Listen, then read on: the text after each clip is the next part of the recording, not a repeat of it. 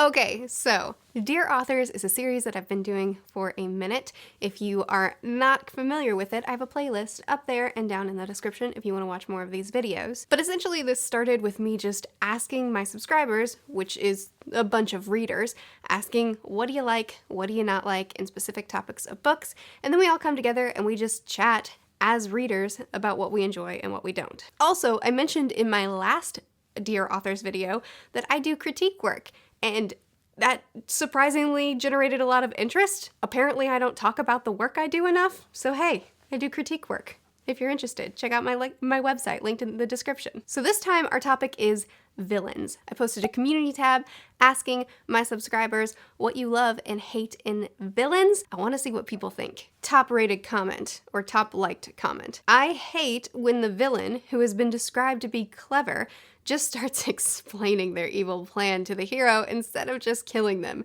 The evil plan should be revealed in a more natural way that doesn't make the villain look like an idiot.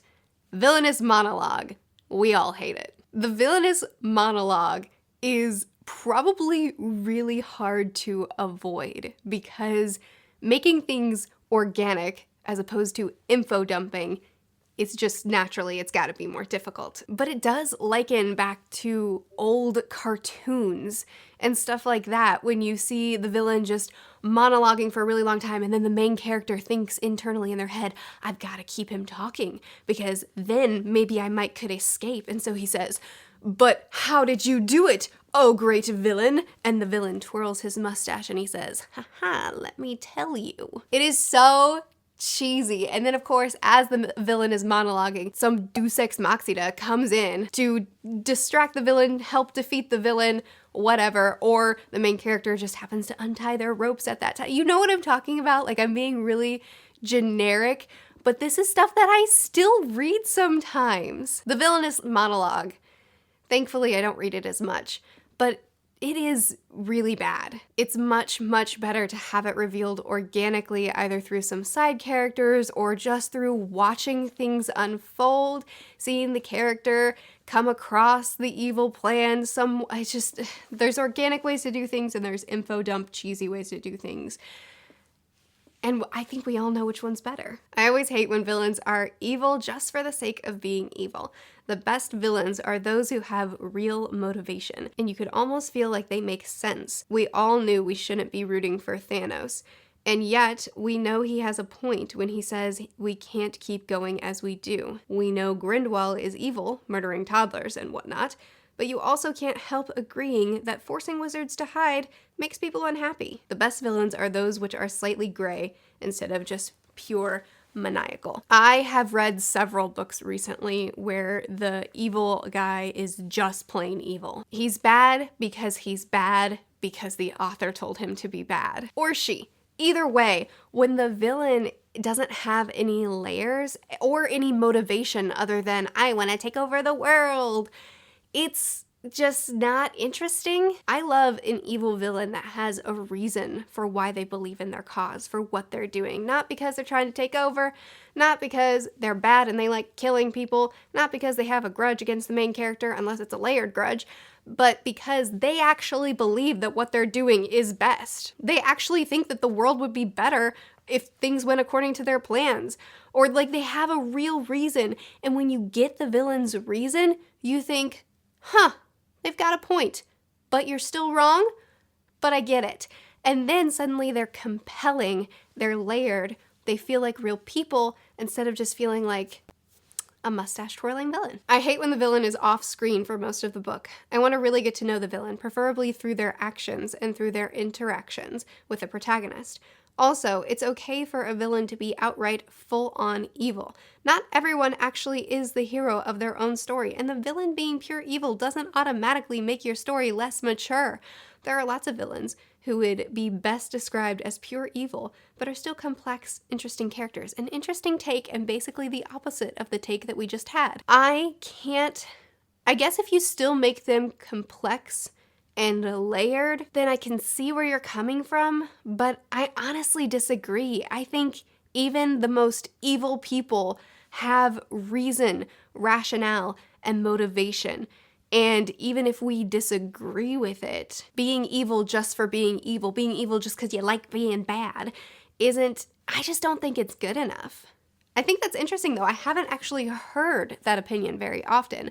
I almost exclusively hear people saying evil for the sake of evil is bad. But I do agree with you on the off-screen comment. We all know the books where the bad guy is off-screen for the entirety of the book until the very end where there's this big dynamic fight and the hero comes out the hero because of course he does. It's certainly not a compelling villain story, and it doesn't make the stakes high because we're not intimidated by this villain because who are they? And it doesn't make the villain interesting. So, is it good?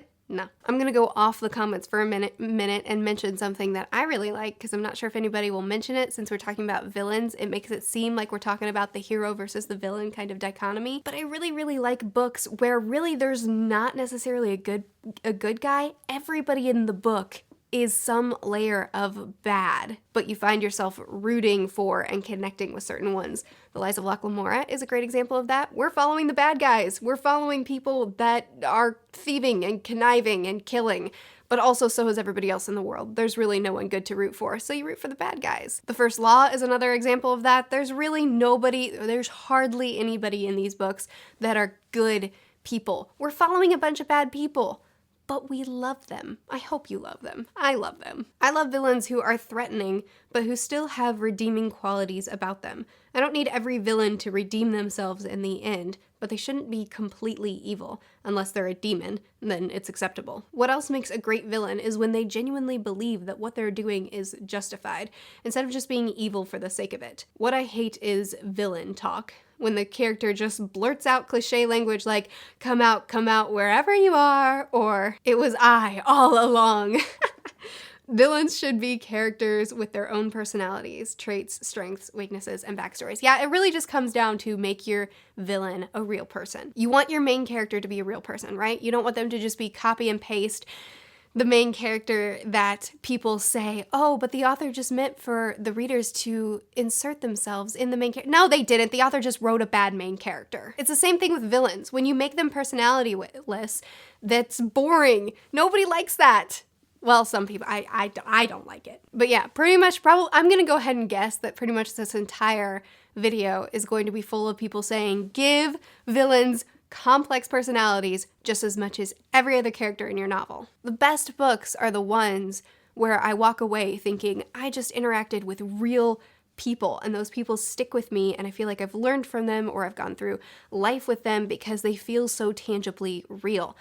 Villains are not the exception. Build them up, make them real, give them character traits, personality traits, give them motivation, give them weaknesses as well as strengths. Don't just make them maniacally laugh until someone shoots them in the back and then they fall dramatically into the pit. You know what I mean? Like just the big villain that's mentioned throughout the book, people cowering at the name, and then when they're finally introduced in the story, they're dealt with in one chapter. Hate that. Also, again, going off of the comments, a villain, the character villain, doesn't actually have to be a villain. We can just deal with a bunch of different antagonists. People that are opposing our main character, but they're not necessarily the big bad evil in the world. It's just some people are an antagonist. I absolutely love a twist villain, especially when it's done well. Example, the hero's best friend who has been on this journey with them, who the hero thinks can trust, but they find out that the best friend was the one working against them all along, or a member of the group is the villain. I can't think of too many books or TV shows that do this really well, but when it's done well and it rips your heart out or shocks you, just like the heroes, it's awesome. Man, you're right. I didn't even think about that one. A really obvious example, and this is not a spoiler because it happens in the very beginning of the book, is the Count of Monte Cristo. The antagonist of this book is a friend to the person that we're following. Coincidentally, the person that we're following is very complex and not strictly a hero. But I can think of a couple of examples that would, of course, be a spoiler to talk about, but you're right. That really is very rewarding and satisfying when, especially when you're shocked with the character, you don't see the villainous chapters, so we're ahead of the character, but we actually are with the character. And then when we find out that we've been stabbed in the back by our friend, man, that is good stuff. I don't read that very often. Somebody write that book. It's been written before. Somebody write that book. I need to read more of those. Man, comment of the day. Winner. I like a villain that stays a villain. Not everyone deserves a redemption arc, especially because a lot of times the redemption is just they did one good thing before they die, and that's just, no. I agree. I very rarely enjoy a redemption arc for a bad guy. Stormlight Archive is an example where it's done really well, but we see it over time and it's done well there. However, usually I agree with you when a villain gets a redemption arc.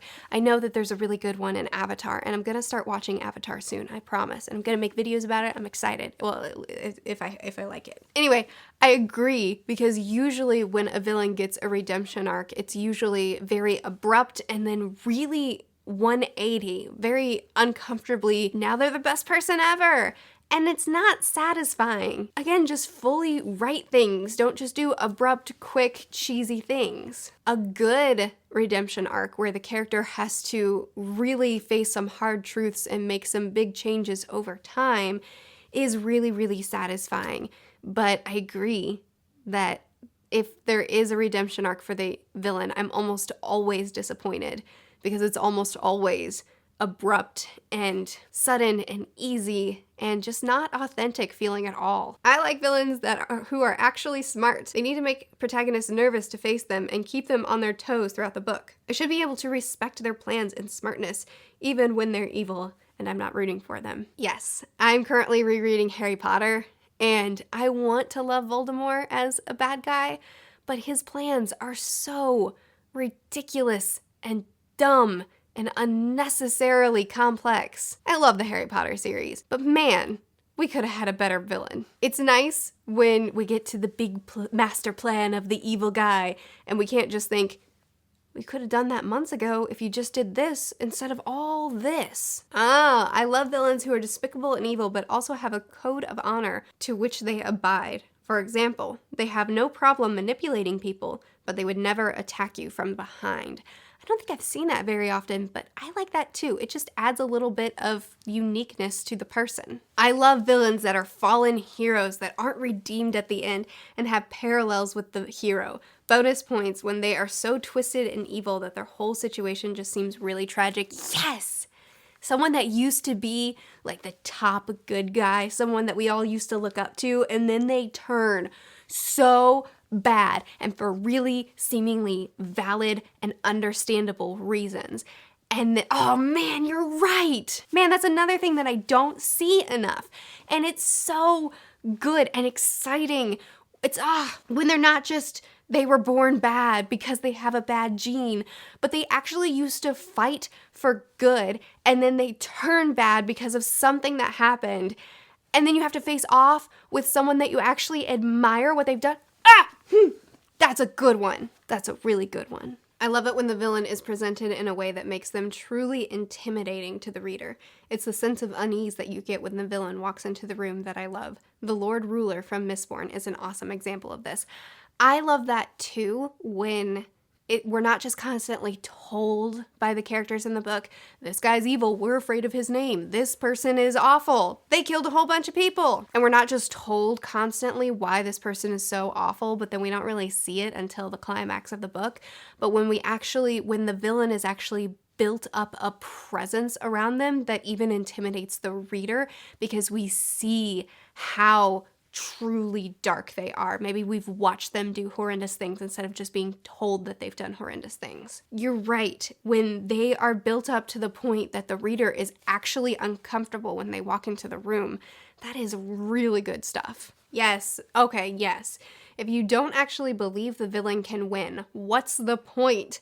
Writers need to make the audience worried about it, and it needs to be really, really hard for the protagonist to come out on top. Yes. It is one of my biggest pet peeves when a book has no tension, when the good guys are constantly facing some sort of evil or some sort of danger, but I fear nothing because there's so much plot armor or because nothing has actually been built up and I expect everybody to come out fine at the end. When a villain is truly evil enough that I actually believe that they could win it all and the book could end with them on top, that is so satisfying. Even if the villain does get defeated, it's so satisfying to actually fear for the characters when they're in a position of great terror. And when you give me a villain that actually has that built up around them, that is so satisfying. And this is another reason why I think that it's great to be comfortable, or at least willing, to kill off characters, because if everybody always makes it out fine and nobody ever dies, then when we get to the big conflict, I am not going to fear for our main character's life whatsoever, because I know that the author would never kill them, and the main character doesn't need to die. They can make it out fine, but I just want a little bit, I want to feel tension when I'm supposed to be feeling tension. I think the most effective villains are the ones that you hate so much because they can hurt the heroes on a personal scale. You don't really care about the villains that are trying to destroy the whole world because it's on too big of a scale for you to be invested in. The villains that prod at the hero's worst insecurities or kill your favorite characters are always the ones you can't stand, and if the hero wins, it makes it all the more satisfying. First shoot, then talk, not first talk, then shoot, please.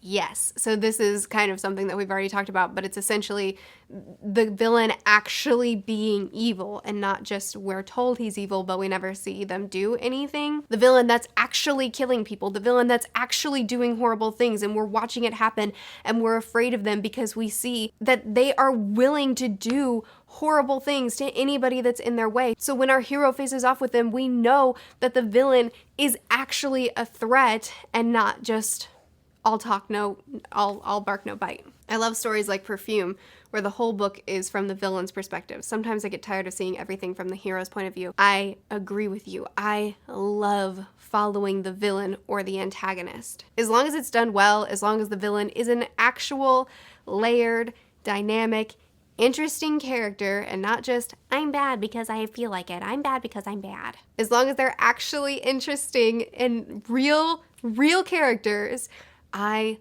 love following the villain, even though you know it's not gonna be a happy story necessarily, or it's not gonna be, I don't know, what you get out of a hero story.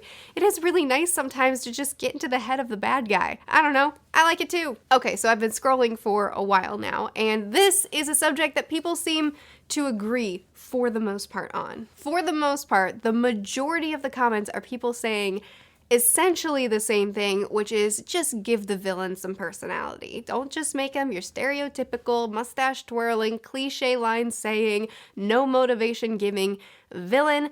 Give your villain as much care in your character work as you give any other character in your story. There's a lot of really cool sort of devices that were mentioned in comments about things that, like, specific things that people like the villain that is close to the protagonist and betrays them. I'm a sucker for it too. But it seems like the majority of us are just saying we like complex villains just because we like complex characters. And they're characters. I really enjoyed this video because villains are characters that I don't have a ridiculous amount of opinions on. When a villain's done really, really well, I love it. But I guess there's just not that many villains that stand out to me as amazing villains. I would love to read more stories with really compelling, layered villains.